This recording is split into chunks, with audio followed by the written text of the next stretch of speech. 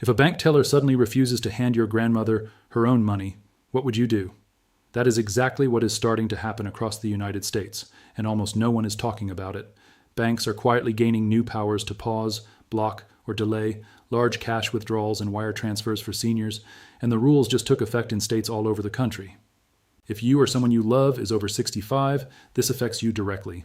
And by the end of this video, you will know exactly what is changing, why it is happening, and the simple steps you need to take so you never get caught off guard. Please stay with me, because the third section of this video contains the one step most seniors never think to do, and it could save them thousands of dollars. Let me start with a story that sounds unbelievable, but happened. A 72-year-old retired teacher in Texas walked into her local bank branch last year to withdraw $9,000 in cash. She had been saving it for a year to pay for her grandson's wedding, and she wanted to give the family a personal check. The teller smiled politely, then asked her a question she did not expect. "Are you being pressured to make this withdrawal? Is someone on the phone with you right now? Have you spoken with a family member about this transaction?" She felt embarrassed. She felt accused. And the teller told her the bank could place a short hold on the transaction while they reviewed it for possible fraud. She left the branch that day without her money. That story is not rare anymore. It is becoming the new normal. Here's what most people do not realize. As of January 2025, laws in roughly half of all United States states now allow banks to delay, freeze, or hold transactions when they suspect an older customer may be a victim of fraud. This is not a guess. The American Bankers Association Foundation, the Federal Trade Commission, and multiple federal regulators have all confirmed it. In California, a new law called SB 278 takes full effect on January 1st, 2026. It requires banks and credit unions to set up what is called an Emergency Financial Contact Program, often called a Trusted Contact Person, for customers age 65 and older. Other states have similar laws. Federal regulators, including the FDIC, the Office of the Comptroller of the Currency, and the National Credit Union Administration, released a joint statement in 2024 urging every bank in the country to adopt these protections. The message is clear. The banking industry is being told to treat seniors like a protected class, similar to how they already handle suspected money laundering or terrorism financing. So why is this happening right now? The answer is heartbreakingly simple. Scammers are stealing billions of dollars a year from older Americans, and most of it is never recovered. According to the Federal Trade Commission, Americans over the age of 60 reported losses of more than $4 billion to fraud in a single recent year, and that is just what was reported. The FBI has warned that elderly fraud has become one of the fastest growing categories of crime in the country. Scammers pretend to be the Social Security Administration, the IRS, Medicare, the local sheriff, a grandchild in trouble, a romance interest overseas, or even a tech support agent. Once they gain trust, they convince the senior to walk into a bank and withdraw large sums of cash, or to wire money to an account that cannot be traced. By the time the family finds out, the money is gone forever. Banks have finally decided they cannot just sit and watch. So they are stepping in, even if it means slowing down legitimate transactions for honest customers. If this video is opening your eyes, do me a quick favor and tap the like button right now. It helps more people find this information before they get blindsided at the bank. Now, this is where things get complicated, and this is the part most news outlets are not telling you clearly. When a bank puts a hold on a withdrawal or delays a wire transfer, it feels like a punishment. It feels like the bank is treating you like a child. But the bank sees it as a shield. In some cases, the hold lasts only a few hours. In other cases, especially in states with stronger elder protection laws, the hold can last 2 to 15 business days. During that time, the bank is supposed to try to contact the trusted person you named, review the situation, and sometimes report the case to Adult Protective Services. None of this is automatic. The bank has discretion, but the trend is unmistakable. More banks are using these powers every month, and the rules are expanding year after year. If you are watching this and feeling a little angry, that is a normal reaction. I want to share a practical example to make this real for you. Imagine your mother is 78 and lives alone. She receives a phone call from someone claiming to be from her electric company. They say her bill is overdue and her power will be shut off within the hour unless she pays $1,500 immediately through a wire transfer. She panics. She drives to the bank, $3,000 and her driver's license in hand, and asks to send a wire. Under the new rules, the bank teller is trained to look for exactly this scenario. They may ask her to sit down. They may bring a manager over. They may ask if she has spoken with anyone on the phone. They may delay the wire. They may call her trusted contact person, which is why you need to set one up before this happens. They may save her $1,500, or they may frustrate her so much that she leaves and goes to a different bank. Either way, this is the new world we are living in.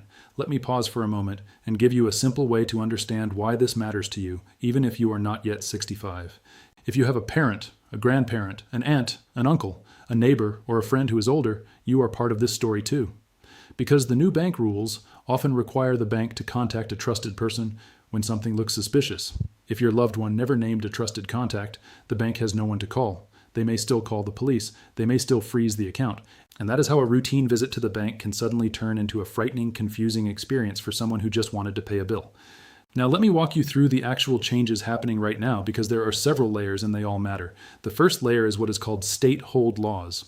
As of early 2025, about half of all U.S. states have these laws on the books.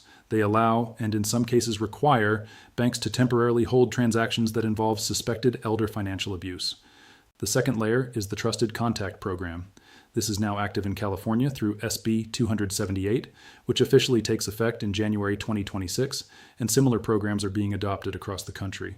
When you open a new account or update an existing one, your bank will likely ask you to name a trusted contact person. This person is not a joint account holder. They cannot withdraw money or make decisions for you. They simply get a phone call if the bank is worried about you. The third layer is staff training. Thanks to a federal law called the Senior Safe Act, passed in 2018, bank employees are now trained to spot the warning signs of fraud against seniors. Tellers are taught to ask specific questions during large cash withdrawals and wire transfers. They are taught to look for fear, urgency, confusion, and repeated calls on a customer's phone. The fourth layer is the wire transfer system itself. Beginning July 14, 2025, every bank in the United States switched to a new global standard for wire transfers called ISO 20022. This standard includes much more detailed information about each transaction, which makes it easier for banks to flag suspicious activity and harder for scammers to hide. If you have not subscribed yet, this would be a great moment to do so. We cover banking changes like this every week, and you do not want to be the last to find out. Here's something important that I almost never see covered. This new system was not designed to punish seniors. It was designed to protect them, but it does come with real practical consequences that you can prepare for right now. Number 1, branches may take longer. Number 2, large withdrawals may trigger questions. Number 3, wire transfers may be delayed even when they are perfectly legitimate. Number 4, you may need to bring extra identification or documentation. And number 5, you may need to add a trusted contact to your account before you can do certain things efficiently. Let me give you a real-life example to make this practical. Imagine a 70-year-old man named Robert who wants to buy a used car from his neighbor for $8,000 in cash. He walks into his bank, just like he has done for 30 years. Under the new rules, the teller is trained to ask, "What is this money for? Have you spoken with anyone about it? Are you alone? Has anyone asked you to make this withdrawal?" Robert is completely honest, and his transaction is entirely legitimate, but the system does not know that. So the teller places a short hold, asks Robert to come back the next day with a bill of sale or other proof, and processes the transaction normally. Robert walks out feeling like a suspect in his own bank. That is the friction of this new era. It is real, it is inconvenient, and it is the price of trying to stop billions of dollars in fraud. Drop me a comment below telling me whether you think these rules go too far or whether they are exactly what we need. Your voice matters in shaping how banks roll this out. This is exactly why what I am about to share is so important. There are 5 simple steps that every senior and every family member of a senior should take right now to stay ahead of these changes. Step 1, visit your bank branch in person, not just online, and ask to be added to the Trusted Contact Program if your bank offers one. If your bank does not yet offer one, ask when they will. Step 2, ask the bank to add a trusted contact person to your account. This is usually a family member or close friend. They will only be contacted if something unusual happens. They cannot touch your money. Step 3, ask the bank what its current policies are for large cash withdrawals and wire transfers over a certain amount. Get the actual numbers in writing if you can. Step 4, if you ever need to make a large withdrawal or wire transfer, call the bank ahead of time. Let them know what you are doing and why. This single step can prevent most of the awkward conversations at the teller window. Step 5, talk to your family. Tell your children, your siblings, your nieces and nephews, anyone who matters, about what is changing at your bank. Make sure they understand the new rules so they can support you rather than being confused if a hold ever happens. Now let me give you some additional insights that you may not find anywhere else. The first is something most people miss entirely. The new rules do not just apply to cash withdrawals. They apply to wire transfers, online bill payments, large check deposits, and even some debit card purchases. This means the moment of friction may happen in an unexpected place, like when you are trying to pay a contractor, send a gift to a grandchild, or move money to a brokerage account. The second is that the rules are not uniform. A bank in California may behave very differently from a bank in Texas or Florida. The trend is moving in the same direction, but the exact rules depend on where you live. The third hidden detail is that the holds are most often triggered by sudden changes in behavior. If you have never withdrawn more than $1,000 in your life, and you suddenly try to withdraw $9,000, that change may trigger a review. If you regularly withdraw cash, the same amount might not. This is why patterns matter. The fourth insight is that scammers are now adapting. They tell seniors to split up withdrawals, use multiple banks, or claim the money is for a wedding, a medical emergency, or a home repair. The banks know these tricks too, so the questions have gotten sharper. And the fifth and most powerful insight is this. The senior who gets frustrated with the bank and switches to a different bank may simply walk into another institution that has the exact same rules. There is no escape from this. The only protection is preparation. If this is helping you, share it with someone who needs it. A single text message right now could protect someone you love from losing their savings. Let me talk about how this connects to your daily life in a way that I think is deeply personal and important. The rules being implemented are not about punishing anyone. They are about protecting people who have worked their entire lives to build a small nest egg, who are now being targeted by sophisticated criminal networks operating from call centers around the world. Every awkward question at the bank teller window is the result of a scammer somewhere stealing from an elderly person. Every delay in a wire transfer is an attempt to interrupt that theft. And every trusted contact phone call is a chance for a family member to step in and say, "Wait, Mom, this might not be real. The system is not perfect. It will sometimes catch honest people in its net. But it has already saved hundreds of millions of dollars, and it will save billions more in the coming years." That is the reality. Let me address something that I think is on the minds of many viewers right now. Are these rules fair to seniors who are sharp, capable, and independent? Honestly, no, they are not always fair. They can feel patronizing, they can feel slow, they can feel humiliating. But they exist because the alternative was much worse. Before these rules existed, seniors were losing billions of dollars a year to fraud with almost no protection. Banks were allowing obvious scam withdrawals to go through with no questions asked. The shift we are seeing now is a direct response to that disaster.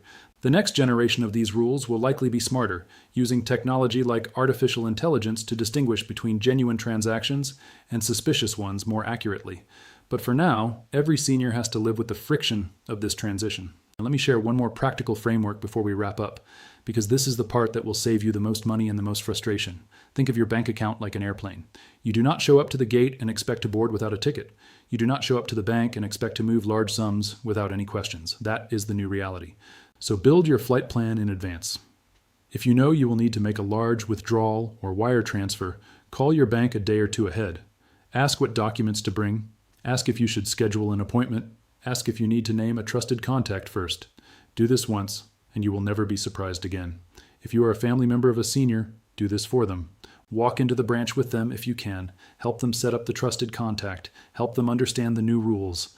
That single act of preparation can save thousands of dollars and countless hours of confusion. Now let me bring everything together, because this is where the value of this entire video lives. Here are the most important takeaways in plain language. 1. Banks across the United States are gaining new legal authority to pause or block withdrawals and wire transfers involving customers age 65 and older when fraud is suspected. 2. Roughly half of all states already have these hold laws in place as of early 2025, and federal regulators are pushing every bank in the country to adopt similar programs. 3. California leads the way with SB 278, which takes full effect on January 1st, 2026, requiring banks to set up trusted contact programs. 4. The triggers are not just cash withdrawals. They include wire transfers, large check deposits, unusual online payments, and any sudden change in financial behavior. 5. The protection works best when the senior has already named a trusted contact person at the bank. 6. The best defense is preparation. Call your bank ahead of any large transaction. Ask what you need to bring. Build a plan with your family. 7. This is not going away. The rules will keep expanding for the next several years. 8. The goal of these rules is not to control you or take away your independence. The goal is to protect the lifetime savings of the people who built this country and now deserve to keep what's theirs. Subscribe and turn on notifications so you do not miss the next video. Banking rules are changing faster than most news outlets are covering them, and we are going to keep breaking them down in plain language. If you made it to this point in the video, you are already ahead of 95% of people who have heard nothing about these changes, and that means you are in a position to protect yourself and the people you love. So let me ask you directly, If you have a parent over 65, take 30 seconds right now and send them this video. Send it on text, on email, on Facebook, on whatever they use, because a single 5-minute conversation with their bank could save them thousands of dollars and a lot of heartache. If you do not have a parent in that age group, send it to a friend, a neighbor, a coworker, anyone with a bank account. The more people who understand these rules ahead of time, the fewer people get caught off guard. Before we close, I want to leave you with one final thought. The most powerful thing you can do as a viewer of this channel is to hit the like button right now, subscribe if you have not already, and drop a quick comment below telling me your situation. Are you a senior adjusting to these new rules? Are you a family member helping a parent? Are you a bank employee who has seen these holds in action? Every comment you leave helps the next person who is searching for this information at 2 in the morning because their mother just got stopped at a teller window. That is the kind of community we are building here. Share this video with anyone who has a bank account, because this is not just a senior issue. The entire system is changing, and everyone who watches it unfold with eyes open is safer for it. Stay informed, stay prepared, and I will see you in the next one.